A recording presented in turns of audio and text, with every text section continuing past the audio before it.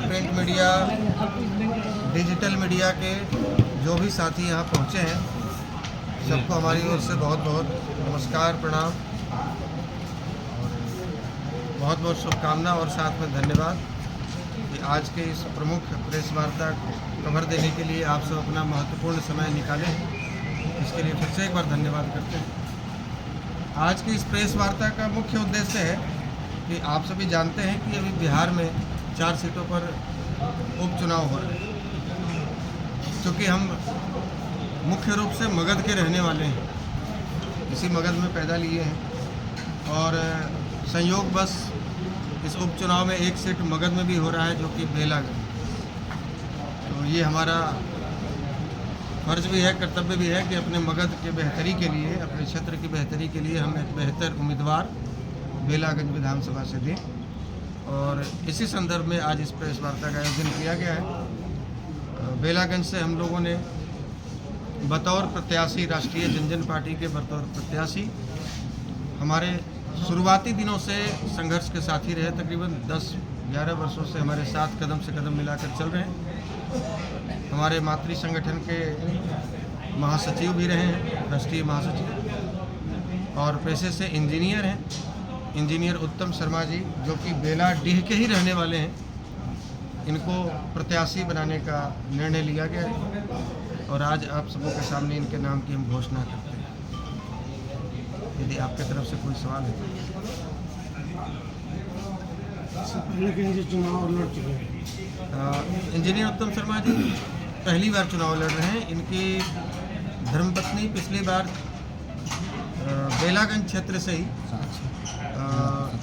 जिला परिषद 7 चुनाव लड़ चुकी हैं। दुर्भाग्यवश साजिश कहें या जैसे कहें, इनको चुनाव हरवाया गया, फिर भी रनर रहे, बहुत कम वोटों के अंतर से चुनाव हारे और एक समाजसेवी के रूप में इनके क्षेत्र में अपनी पहचान।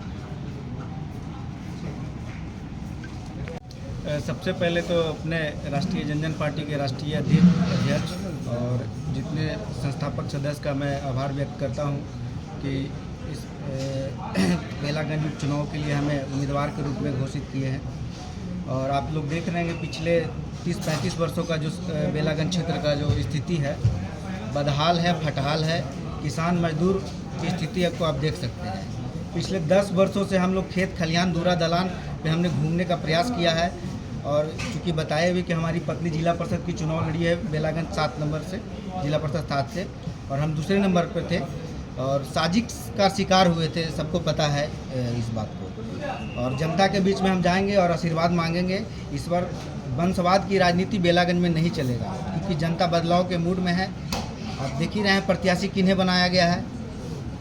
पिछले 35 वर्षों से क्या स्थिति है क्षेत्र में, ना कोई ITI कॉलेज है, ना कोई डिप्लोमा कॉलेज है, और मैं एक शिक्षित उम्मीदवार हूँ। इंजीनियर उत्तम Kumar plus BTech plus MBA कर रखा हूँ और पूरा क्षेत्र वाकिफ़ है हमारे समाज सेवी और राजनीति से। पिछले 10 वर्षों का जो स्थिति रहा, घर घर हमने जाने का प्रयास किया। और चूँकि बेलागंज में उपचुनाव होगा तो मेरे तरफ से एक संकल्प पत्र भी घोषणा की जाएगी कि बेलागंज का बेसिक मुद्दा क्या है। आहार, पोखर, पानी, आप देख सकते हैं बेलागंज की स्थिति सब के सब स्थिति में है। किसान मजदूर के पास खेतों में पानी तक नहीं पहुंचने का काम हो रहा है वहाँ पे। तो इस बार बेलागंज में सिर्फ विकास की बात होगा, ना कि वंशवाद की बात होगी। तो आप लोग का सहयोग का अपेक्षा रखते हैं। तमाम मीडिया बंधु यहाँ पे आए हैं, इसके लिए हम आभार व्यक्त करता हूँ। और बाकी आप लोग जो सवाल पूछ सकते हैं। प्राथमिकता तो पार्टी के नाम से ही पता चल रहा है कि वादा नहीं, विकास करेंगे, जन जन का सम्मान करेंगे।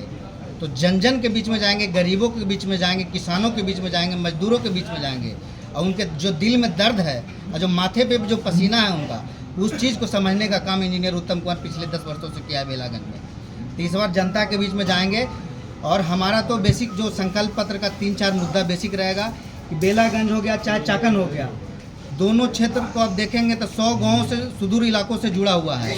बराबर की तलहटी तक वहाँ से लोग आते हैं। शौचालय का व्यवस्था नहीं है बेलागंज बाज़ार में, आप देखिएगा जाके। चाकन व्यवस्था नहीं है। हमारी माताएं बहनें आती है तो शौचालय कहाँ करेगी? आपसे हम पूछना चाहते हैं।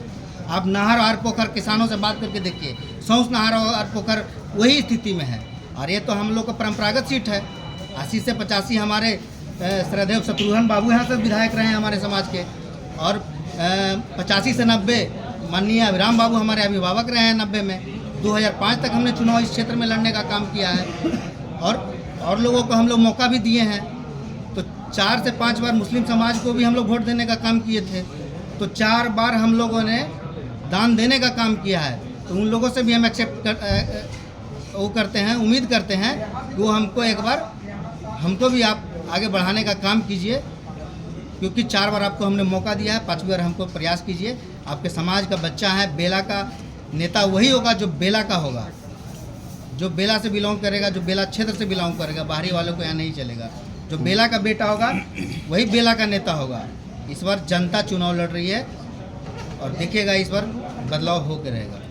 वादे सब लोग करते हैं लेकिन पूरा कोई नहीं करता। वही तो हम आपको कह रहे हैं कि 30-35 वर्षों से वादा हुआ है। कोई सा भी गांव देख लीजिए, किसी भी समाज का आप गांव चले जाइए, जिस समाज के विधायक हैं, हम तो उनके गांव में लोगों से पंचायत में बैठक में बात किए हैं तो बोलते हैं क्या कहें, देखिए विकास यही है, साहब आहार पैर पोखर तो भाई बंद है। आप जल जीवन हरियाली की बात कर रहे हैं, एक तरफ एनडीए के जो नेता हैं जदयू के, अब देखिए ना भाई, तो जल जीवन हरियाली बेलागंज में कितना है, आरटीआई मार के देख लीजिए, पिछले 10 वर्षों में कितना आरटीआई का जवाब मिला है हमको। एक एक पॉइंट पे आरटीआई का जवाब हम लोग लेके बैठे हुए हैं और संघर्ष किए हैं। ऐसा नहीं है कि ज़मीन से जुड़े हुए नहीं है। हमारा परिणाम उठाकर आप देख लीजिए, जिला परिषद चुनाव में पिछले 6 महीने तक हम लोग जनता के बीच में गए, आशीर्वाद मिला भी। अब मेरा पूरा इतिहास को देखिए, हमारी पत्नी का देखिए, हम कोई राजनीतिक घराने से तो है नहीं, ना मेरा पिताजी कोई विधायक एमपी का चुनाव लड़े हैं। हम गरीब का बच्चा हैं और क्षेत्र में आया, मजबूती से चुनाव लड़ेंगे बेलागंज में। अब देखिएगा परिणाम बदलेगा।